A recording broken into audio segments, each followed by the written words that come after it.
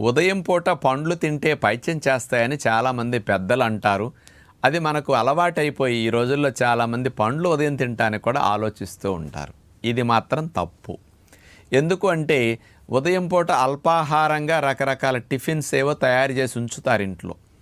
పిల్లలు ఏదో ఆకలిస్తున్నది అది తయారయ్యే లోపని టేబుల్ మీద పండ్లు కనపడితే చకచక ఇవి తినేస్తారనుకోండి. వీటితోనే కడుపు నిండిపోయి మళ్ళీ వాళ్ళు వండిన టిఫిన్లు తినరని, పళ్ళు తినేళితే మధ్యాహ్నం దాకా ఆకలి వేసేస్తుంది, నీరసం వచ్చేస్తుంది, ఉండలేడు. కాబట్టి వీడికి పండ్లు తింటే పైత్యం వస్తుంది అని అంటే పండ్లు తింటాం మానేసి ఇంట్లో అమ్మలు వండిన టిఫిన్నే తింటారని పిల్లలకి అవి తినిపించి పండ్లు తినకుండా ఉదయం పూట అల్పాహారంలో ఉండటం కొరకు ఇలా చెప్పిన మాయమాటే తప్ప అందులో యథార్థం కాదు.